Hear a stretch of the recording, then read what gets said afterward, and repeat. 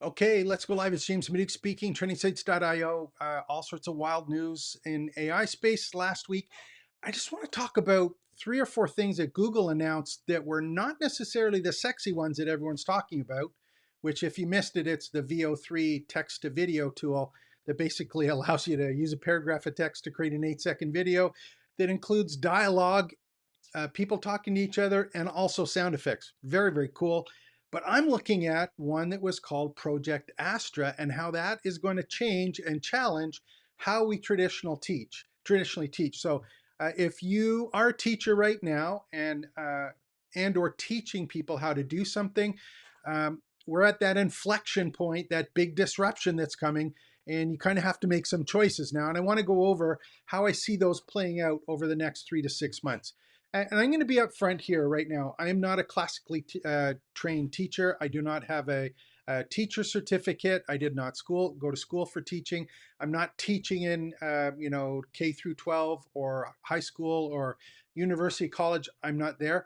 What I am interested in is helping people be able to share their expertise and their passion and help their customers or students have the transformation that they're promising them. So I'm always looking on how do I take advantage of AI and leverage it to be able to do that in a much easier way that I can monetize, because it's about starting, building, and growing an education business. And when I look at that, I'm just going to give you an example of kind of a situation. You can put your own situation in, but let's say for example, you're a 45 plus year old student or 45-year-old plus or 55-year-old plus person, and you haven't been using Excel before, and you're just trying to figure out, something in specific in Excel, like how to do a pivot table. Do you go take an Excel course, or do you just want to figure out how to use the darn pivot table right now because it's something that you need to learn in a particular problem that you're doing? This shift, this fundamental shift that AI is bringing along, is this in a nutshell. All of the time, if you're thinking about an education business, you generally think of, I have to have a course. And I'm saying, don't have a course, have an answer. What's the difference? One of them is just in case learning. Think of a course. You have a whole bunch of content and a whole bunch of stuff in there just in case someone of all of the people that happen to be taking that same course need to know about it. Or you have just in time learning, or just in time content, just in time teaching, just in time AI responses that only teach you what you need to know when you need to know it to fix a particular problem. So just in case is about curriculum focused, just in time is about problem focused. AI has opened up the door for us. It has made us not course takers, but more importantly, problem solvers. So if we can solve problems, we have to figure out a way to do it. We can build businesses around it. And the problems aren't about regurgitating content, which is often what most people do now with AI courses and AI slop courses, which is just repurposed content that was actually brought by AI. So how does this work in live? How does this work in real life? Well, let me give you some examples that they brought out for Google at the conference, just so you can kind of see how this works. Now, one is I'm going to show you one. Again, these were demos. And I'm not going to go and say that everything is perfect right now, but this is where things are now. And these are available in the States, if I'm not mistaken, at the Ultra plan, which is their higher end plan. But if you're trying to teach something, doesn't matter what it is, watch what happens on these videos, because you're going to be kind of surprised on what's actually happening here. So this is a demo of showing someone studying some math or sciences here. Number 39 here? Of course. Is this the problem? Yes, I don't really understand what to do here. No problem. Let's take this to the blackboard. The key concept here is optical isomerism. Got it. But how can I tell if an isomer is optically active? Optically active compounds require a chiral carbon atom. A chiral carbon is one that is bonded to 4 different groups. Okay, awesome. That makes sense. So how do I apply that to solve this problem? Okay, so here we've got an example. someone's with a smartphone, they're looking down or take a picture of the manual or the test or whatever they happen to be working on, and they're having a live Gemini assistant being able to interact with them to help them on that particular problem. So that wasn't a course that was being used and generated with AI. That was a live interactive assistant available to help people fix a particular problem. Here's another example of one in regular everyday life to kind of see what happens. And I'm going to do this one kind of last because I want you to notice something else that happened here. And if you haven't watched some of the other videos that I've done, I'm going to show you how they're Google and why I think Google is in such a great space. They're bringing all of their ecosystem together, and this is an example of it live with this one called Project Astra. So this is an example of someone going to fix their bike. And look for a user's manual for a Huffy mountain bike. I have found a user manual for you. What would you like to know about it? Okay, cool. Now scroll until you find the section about the brakes. Sure thing. Looking for that page now. I think I stripped this screw. Can you go on YouTube and find a video for how to fix that? Of course. I'm opening YouTube now. This looks like a good video. Place a rubber band over the head of the screw. Oh, nice. Press down Thanks. firmly. Can you go through my emails with the bike shop and find which size hex nut I need? Sure. According to the email from Bicycle Habitat, you need a 3/8 inch hex nut. Okay, so there's a video that they've done. And again, I'm not saying that this is perfect and it'll absolutely work for you right now. However, it is here and it's getting better. So I want you just this one last video, just think about what we saw here and how this is bringing everything together. If you remember correctly, I did a couple other videos. One I was talking about being able to interact with videos or talk to videos. I did one on that. I also talked about one using multimodal. There was aistudio.google.com. And the big one that I was really flipped out on was one called Flash Experimental. And that introduced this whole idea that we would be able to talk to AI. It would be able to see what was in the camera and or on the screen. And this multimodal stuff is in Project Astra. And you saw he did a couple things there. One is he actually opened a YouTube video. He didn't open it, the AI thing did. So it actually did a reference for a particular problem, searched YouTube for a solution. It also found a manual. It read the manual. It also used the camera to actually go and find a particular tool.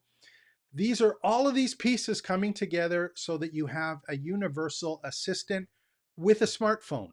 So this is called Project Astra. And again, it's coming quickly and it's really, really cool stuff if you're a teacher. Now, the problem is I just replace myself if I'm teaching something, right? No, I'm going to show you in a minute why that's not the case. However, if you're building your business or you're trying to teach using the old just in case model, you're going to run into a lot of problems as this starts to grow and become more accepted. That stuff that you were traditionally doing isn't needed anymore. And I just showed you two examples of one that was kind of commercial one and one was a scientific, how to get going with that. But they're working really hard at bringing everything in one particular piece, an example.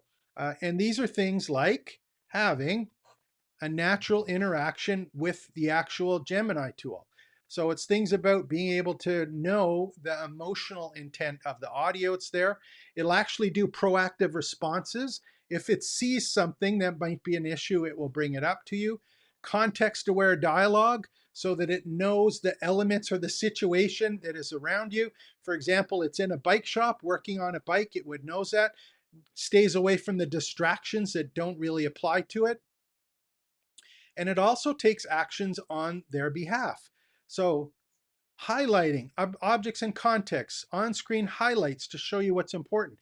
That was the other one that was in AI Studio. I was talking about how it would be able to put those, the information, text information. You saw that, that showed up on the video. That wasn't video editing, that was the AI tool interacting in text on the particular video. Now the other one that was kind of cool there, I don't know if you noticed it, but it said, use tools like search, Gmail, calendar maps, and interface control to complete tasks for you. Now, if you haven't been playing around with Google Gemini, 2.5 Pro is the one that I have here. One of the things that is in this new version, I think it's in all of them now, but if you have this enabled on your account, if you have a Google account, you can enable access to your calendar, Google Keep, Tasks, Gmail, Docs, Google Drive, and the workspace. Did you notice that when he was on the phone, he said, go through my email and find the bike shop? He was actually having Gemini search through his emails and referencing a message or an email that was either sent or received earlier. So there's another example of how these pieces are all coming together, which is super, super cool. And that's just part of it, because the other one that's coming here, and I think I got rid of it, but I'll just mention it. There's another one called Project Mariner, which is a browser agent, which I've covered in a couple other videos. And the other one that I think, I won't show it today, but I'll tell you about it, that they announced was Google XR glasses, which is a piece of hardware that has this same live AI agent built into the eyeglasses, and they're Warby Parker, I think they partnered with, that has a camera and a speaker, that whatever we're seeing from the glasses is exactly what it has access to. So just think, we've got a smartphone, we've got glasses, we've got a live agent or assistant talking to us. What is there left to teach? How are we going to take advantage of this?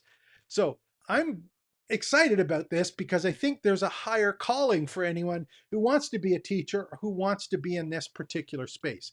So if we do a recap, I'm looking at that person who's in business or person who's not in traditional school.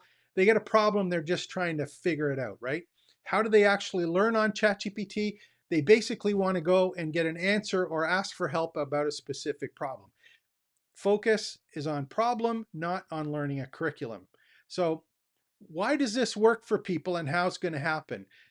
Obviously, we get the answer we need right away in context to everything that we're doing. But if you're teaching something or you want to be able to monetize that, how are we going to take advantage of it? I think there's a couple different ways of doing that.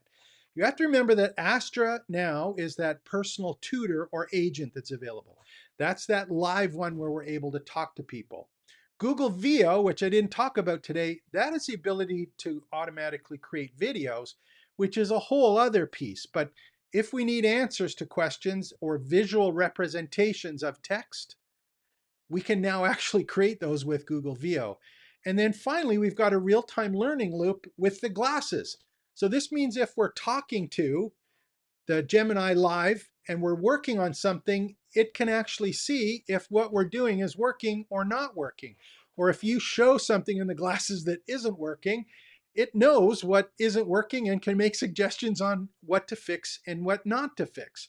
And if you're going to be teaching this or treating it as a business, it's a just-in-time learning business now, not a just-in-case course business. So what are the economics of it? Some of the things that you're probably going to have to consider, and these are the ones that I don't charge for my courses. I don't spend any time charging for courses. And in fact, I just started renaming them recipes and workflows, not courses. I don't want them to be content. I want them to be workflows that people can follow with the assistance of AI. And again, if you haven't already joined, you'll notice right at the bottom there, trainingsites.io/join. That is my privately branded campus. That's a space where you can go join for free, where I have all of my workflows, all of these videos, live discussion, and I'm there to help you start, build, and grow your education business. So I'd love for you to join there as well, if you haven't already. So I don't charge for traditional courses. I don't even charge for the workflows. They're there for you to go through. If you're going to do that, the way that I've got my business set up is I don't charge for the workflows or courses.